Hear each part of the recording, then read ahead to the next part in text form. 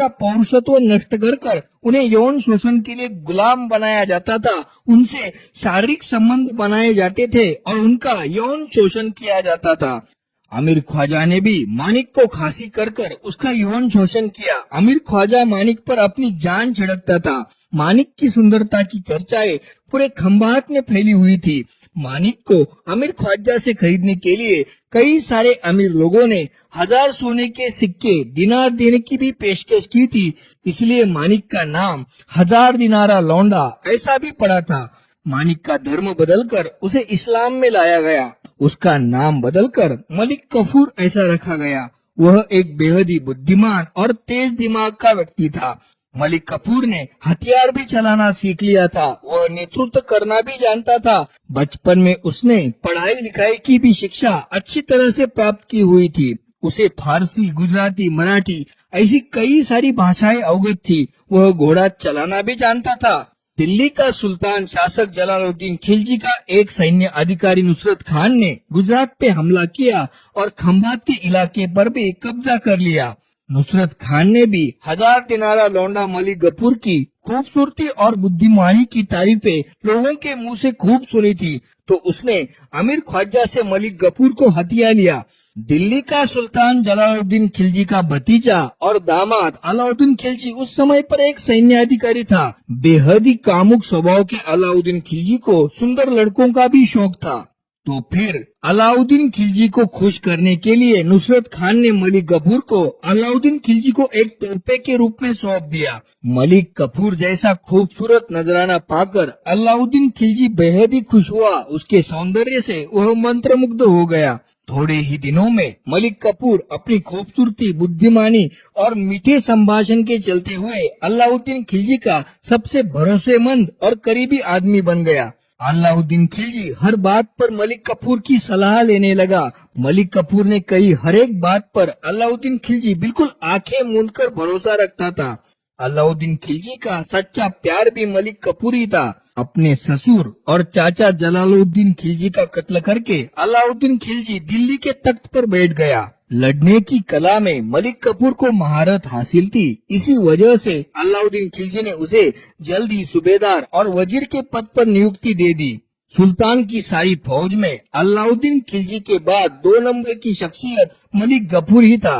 मलिक कफूर ने अलाउद्दीन खिलजी की सल्तनत को बढ़ाने के लिए कई सारे युद्ध मुहिमों का खुद नेतृत्व किया और हर वक्त बड़ी सफलता हासिल की। मलिक कफूर को अपने एक भी सैन्य मुहिम में हार का सामना नहीं करना पड़ा। बेहद ही क्रूर मलिक कफूर जहाँ जाएगा वहाँ पर भयंकर कत्लो गारद मचा देता था। उसके नाम से ही पूरा हिंदुस्तान कांपने लग जाता था। सन 1306 में मलिक गफूर ने मंगोलों को हराकर वापस खदेड़ दिया था। सन 1308 में मलिक कफूर ने महाराष्ट्र के देवगिरी साम्राज्य पर हमला करके देवगिरी साम्राज्य को नष्ट किया था और उसे खिलजी सल्तनत का एक हिस्सा बनाया था। मलिक कफूर ने उसके बाद आंध्र प्रदेश में हमला कर काकतीय साम्राज्य को भी परास्त किया। काकतीय राजा प्रताप रुद्र को हराकर मलिक कफूर ने अकूत संपत्ति और नायाब कोहिनूर हीरा भी उससे छीन लिया। दुनिया का सबसे कीमती और सुंदर कोहिनूर हीरा मलिक गफूर ने अलाउद्दीन खिलजी को बड़े प्यार से पेश किया। सन 1311 में मलिक कफूर ने कर्नाटकी होयसल साम्राज्य का और द्वारा समुद्र साम्राज्य का विनाश किया, उन्हें हरा दिया। सन 1311 में ही मलिक गफूर ने तमिलनाडु के पांड्य साम्राज्य को भी पस्त किया और मदुराई को खूब लूटा।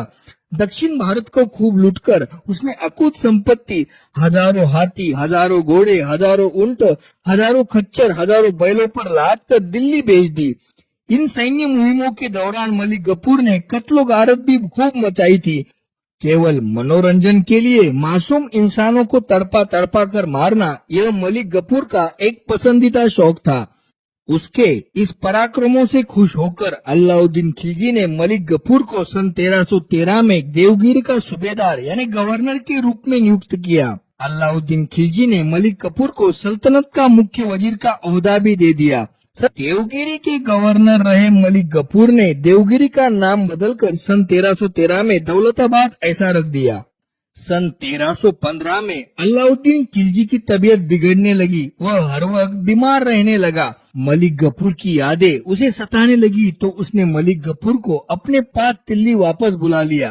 अब मलिक कफूर की महत्वाकांक्षाएं काफी फैल चुकी थी। उसके मन में पूरे हिंदुस्तान का सुल्तान बनने की मंशा थी। दिल्ली आते ही मलिक कफूर ने सारा राज कारोबार अपने हाथों में ले लिया। मलिक कफूर के सिवाय अलाउद्दीन खिलजी को मिलने की किसी को भी इजाजत नहीं थी। यहाँ तक कि अलाउद्दीन खिलजी की बीबियां और बेटे भी अलाउद्दीन खिलजी से नहीं मिल सकते थे। अलाउद्दीन खिलजी के नाम से प्रत्यक्ष रूप में मलिक कफूर ही पूरे हिंदुस्तान पर राज कर रहा था। अपने आखिरी समय में अलाउद्दीन खिलजी को पागलपन के दौरे पड़ने लगे और वो दिनों दिन बढ़ते ही गए। तब मलिक कफूर ने अलाउद्दीन खिलजी को लोहे की जंजीरों में जकड़कर कमरे में बंद करके रख दिया था। ऐसे ही पागलपन की अवस्था में अलाउद्दीन खिलजी की बड़ी तड़प कर दर्दनाक मौत हो गई। अलाउद्दीन खिलजी की मौत के बाद मलिक कफूर ने अब खुद को हिंदुस्तान का सुल्तान घोषित करने का निश्चित कर लिया था, लेकिन बाकी सरदारों का उसको विरोध हो रहा था। इसलिए मलिक कफूर ने शहाबुद्दीन नाम के अलाउद्दीन खिलजी के एक अनजान छोटे लड़के को गद्दी पर बिठाया और खुद सारा राज कारोबार उसके नाम से चलाने लगा। मलिक कफूर ने अलाउद्दीन खिलजी का जो बड़ा बेटा था उसकी आंखें फोड़ डाली और उस समझदार लड़के को अंधा कर दिया था। दरबारी सरदार मलिक कफूर को सुल्तान के तौर में स्वीकार करे और लोगों के बीच उसे मान्यता प्राप्त हो, इस उद्देश्य से उसने अलाउद्दीन खिलजी की विधवा पत्नी से भी शादी कर ली थी। अलाउद्दीन खिलजी का और एक लड़का था जिसका नाम मुबारक खान था। वह उम्र में तो कम था लेकिन बड़ा चालाक था। तो मलिक कफूर के रास्ते का मुबारक खान यही सबसे बड़ा कांटा था।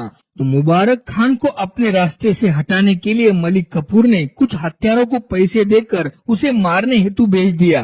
लेकिन मुबारक खान बड़ा चालाक था। उसने बड़े शांति से उसकी हत्या करने हेतु आए हत्यारों से कहा कि मैं तुम्हें बहुत ज्यादा इनाम और बड़ी रकम दूंगा अगर तुम मुझे तख्त पर चढ़ने पर मदद करोगे। मैं तुम्हें अपना वजीर भी बनाऊंगा। अलाउद्दीन खिलजी का लड़का होने की वजह से तख्त पर मेरा जायज हक है। अगर तुम मुझे मारोगे तो तुम जहन्नुम में सड़ोगे। तुम एक पागल हिजड़े के लिए काम कर रहे हो। उसे तख्त पर बिठाना बिल्कुल सही नहीं होगा। उसकी हत्या तुम करो, मैं तुम्हें जरूर बड़ा इनाम दूंगा। वह क्रूर हत्यारे भी मुबारक खान के इस प्रस्ताव से ललचा गए। उसकी मीठी मीठी बातों में वो आ गए। तो फिर उन हत्यारों ने, जिनके नाम मुबश्शिर, बशीर, मुनीर और सलेह थे, उन्होंने धोखे से मलिक कफूर की ही हत्या कर दी और मुबारक खान तख्त पर सवार हुआ। तख्त पर आते ही मुबारक खान ने पहला काम यह किया कि उन हत्यारों को यानी मुबश्शिर, बशीर, मुनीर और सलेह को इनाम के तौर पर मौत की सजा दे दी। नमस्कार दोस्तों, आप मेरे वीडियो को लाइक कीजिए, मेरे चैनल को सब्सक्राइब कीजिए और साथ में बेल आइकॉन को प्रेस कीजिए ताकि जब भी मैं कोई वीडियो अपलोड करूं तो आपके पास